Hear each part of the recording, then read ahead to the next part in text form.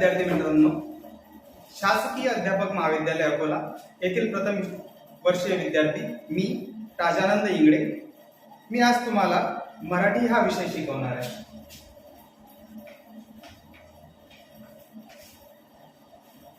बघा, मराठी या विषयामध्ये मी तुम्हाला आज पद्य शिकवणार आहे. पद्य म्हणजे काय असते? कविता. पद्य आपला जो घटक आहे तो आहे पद्य. आणि पद्यामध्ये मी तुम्हाला आज अन्नजाल ही कविता शिकवणार आहे. अन्नजाल.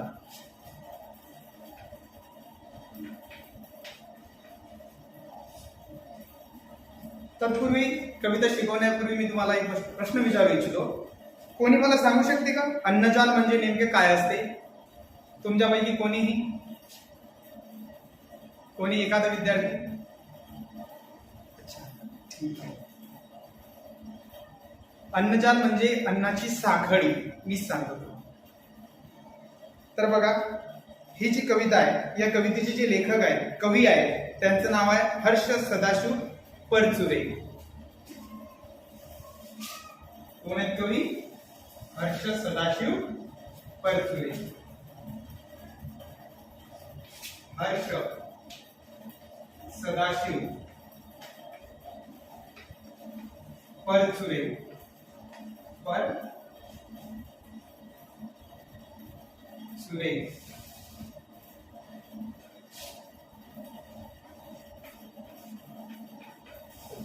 आणि त्यांचा जन्म आहे, कवीचा जन्म जो आहे तो आहे 1979 ला. आणि अजून ते हयात आहेत. बघा, मी कवीचा परिचय थोडक्यात सांगतो. कवी हर्ष सदाशिव परचुरे हे प्रसिद्ध कवी आणि लेखक आहेत. सह्याद्रीच्या दरीखोऱ्यातून भटकताना वाढलेल्या जाणीवांमधून परिस्थितीचा अभ्यास करण्याची गरज जाणवली. पलाश आणि इकॉलॉजिकल सोसायटी ऑफ इंडिया यांचा परिस्थितीचा अभ्यासक्रम त्यांनी पूर्ण केला. कॉलेजच्या दिवसात पूर्ण निर्माण झालेली गद्य आणि पद्य लेखनाची आवड पुढे वाढत गेली त्यांची. वर्तमानपत्रातून भटकंतीतून लिखाण केले त्यांनी. पुढे वनाचे श्लोक हे परिस्थिती वरचे आगळे वेगळे लेखन त्यांनी केले. आज ते त्यांच्या कविभूषणाच्या काव्यावरील अभ्यास व व्याख्याने आणि वनाचे श्लोक यासाठी ओळखले जातात. या कवितेमध्ये कवीने काय सांगितले आहे बघा, निसर्गातील सर्व सजीव आणि निर्जीवां परस्पर संबंध असतात. ते उत्तरोत्तर वाढत गाढ आणि क्लिष्ट होत जातात. जीवसृष्टी निर्माण होताना लाखो वर्षांची किंवा वर्षात जी अन्न साखळ्या तयार होतात त्या तुटत गेल्याने निसर्गानेच अन्नजाल निर्माण केला. म्हणजेच प्रत्येक जीव एकापेक्षा जास्त जीवांना खाऊन जगू लागला. त्यामुळे या अन्नजालातल्या काही जीवजाती नष्ट होत चाललेल्या आहेत. असे असले तरी अन्नजाल पूर्ण नष्ट होत नाही, मात्र ते नक्कीच कमकुवत होते. हेच या वनाचे श्लोक मधून घेतलेल्या पद्याचे सार आहे. तर आज आपण आता कवितेकडे वळूया. बघा, माझ्यासोबत तुम्ही सर्वजण ही कविता म्हणा. पहिले आपण कविता वाचून घेऊ. कडीस जोडणी दुजा कडीला मनुष्य बनवितसे साखळीला. जरी तोडिले त्यास मधल्या कडीला तरी भंगुनी जाई संपूर्ण माला. पहा कसे कोडी विणतात जाळे धाग्यास एका बहु जोडलेले. बहुतांश त्या जोडलेले कित्येक बिघडते न जरी तुटले अनेक. एकीस काही दुजी प्राणी जात दुजीस तिजी अशी साखळीत. जर का दुजी जात मेली समस्त उभी साखळी होऊनी जाई नष्ट. त्यानंतर आहे, निसर्ग नारायणे देखील हे अन विनिले अन्न जालासी पाहे. जरी प्राणी जाती किती लोपल्या रे तरीही टिकोनी महाजाल राहे. तगले असे की महाजाल रे ते तरीही जाना ते क्षीण होते. मारित जाता बहु प्राणी जाती तुटोनी संपेल ते जाल पुढती. तर अशा प्रकारे कविता आहे. आता आपण ही कविता पूर्णपणे समजून घेऊ. तत्पूर्वी या कवितेमध्ये जे कठीण शब्द आहेत ते मी तुम्हाला सांगतो आणि तुम्ही तुमच्या वहीमध्ये लिहून घ्या, कारण की जोड्या लावा यासाठी हे कवितेचे समानार्थी शब्द येत असतात. तर लिहून घ्या, माझ्या सोबत लिहून घ्या. बघा, अन्नजाल म्हणजे अन्नाची साखळी. अन्नजाल, अन्नाची साखळी.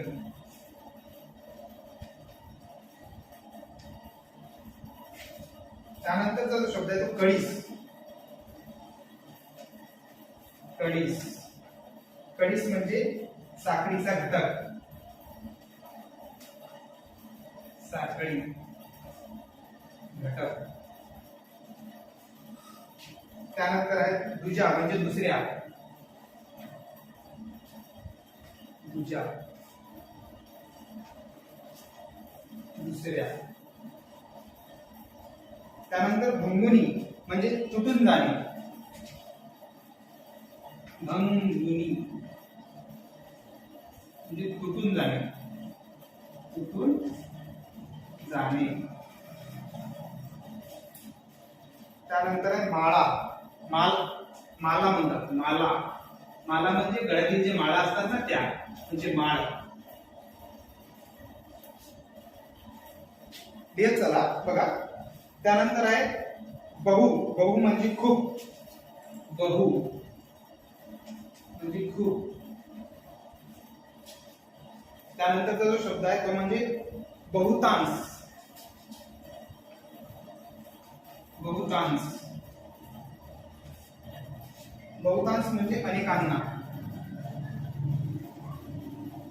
अनेकांना. त्यानंतर आहे प्राणीजात. प्राणीजात म्हणजे संपूर्ण सजीव सृष्टी. प्राणीजात संपूर्ण सजीव सृष्टी. त्यानंतर आहे तिजी म्हणजे तिसरी. तिजी तिसरी.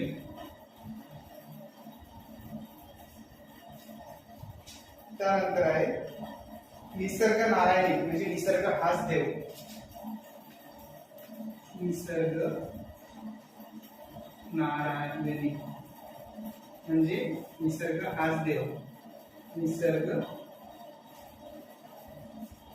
हाच देव. बरं, इकडचं झालं का नाही सर्वांचं? इकडे भागातला इकडचं मोठं आहे. मग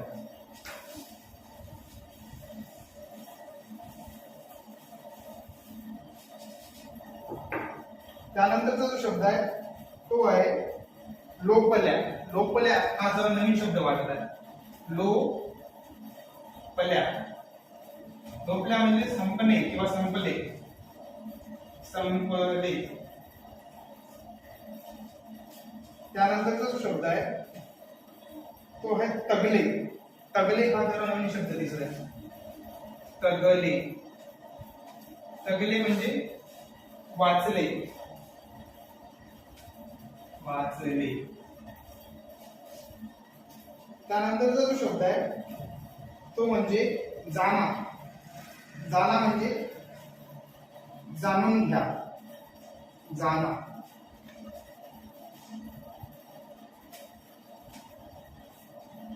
जाणून घ्या.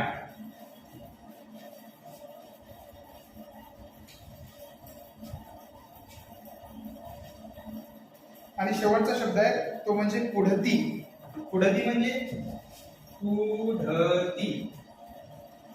पुढती म्हणजे भविष्यात.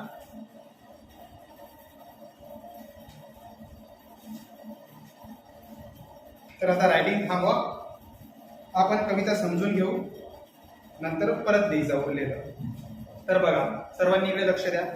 एक एक कडवं वाचतो आणि ते तुम्हाला मराठीमध्ये समजावून सांगतो, जसं तुम्हाला कळेल अशा प्रकारे.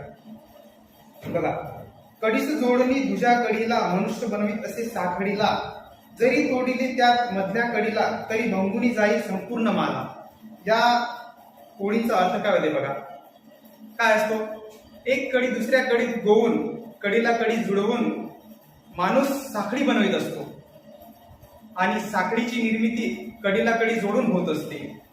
या साखळीत जर मधली कडी तुटली किंवा सुटली तर संपूर्ण माळ ही तुटून जात असते.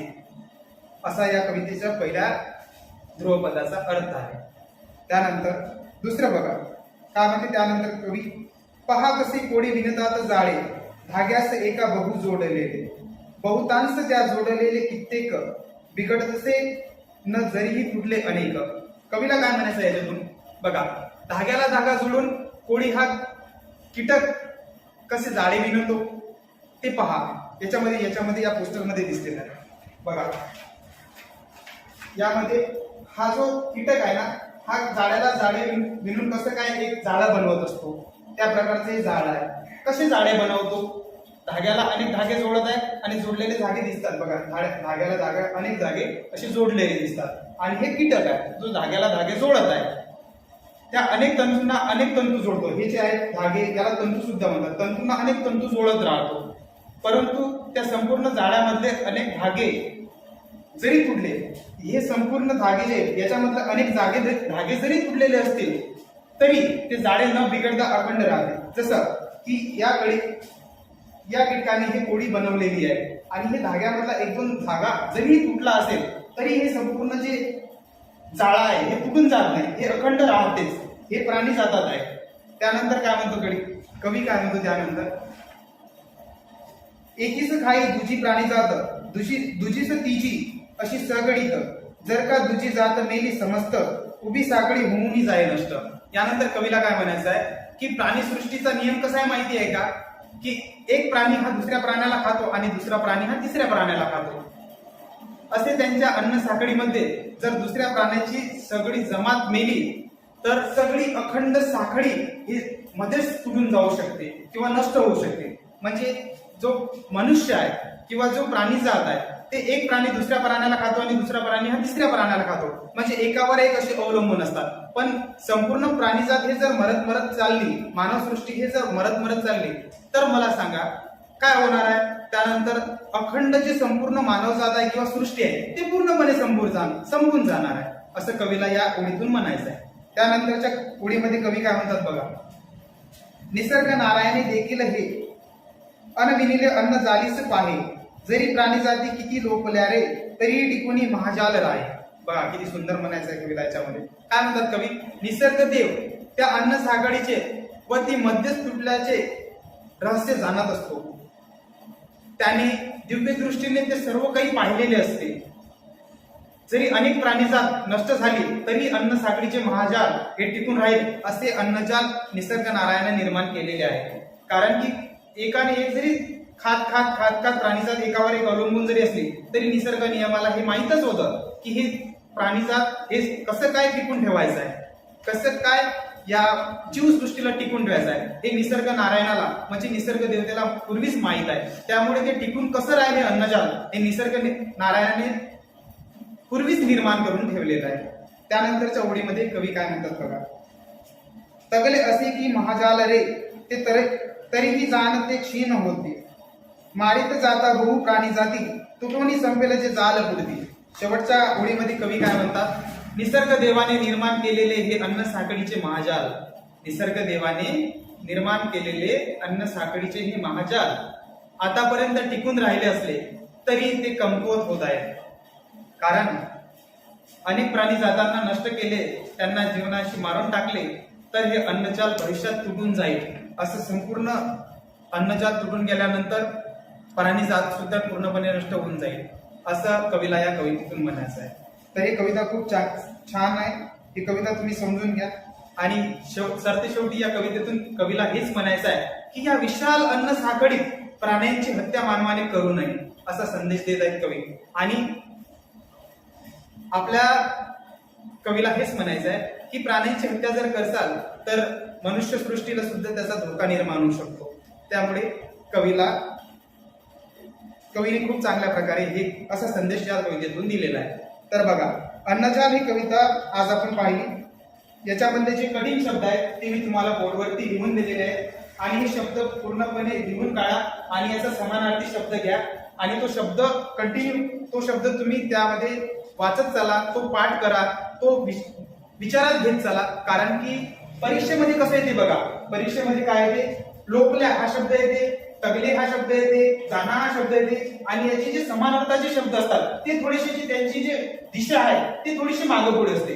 तुमचे जर शब्द चांगल्या प्रकारे पाठ असले तर तुम्हाला तर पक्क समजू शकते की लोपल्याचा अर्थ काय होते. लोपल्याचा अर्थ संपले होते. पण संपले हा शब्द इथं जरी असला तरी तुम्ही तो लक्षपूर्वक ध्यान दिल्यानंतर तुम्ही त्याचा समानार्थी शब्द निवडू शकता की लोपल्याचा समानार्थी शब्द इंगळे सरांनी आपल्याला संपले शिकवला होता आणि आपण तो घरी गेल्यानंतर खूप चांगल्या प्रकारे वाचलाही होता.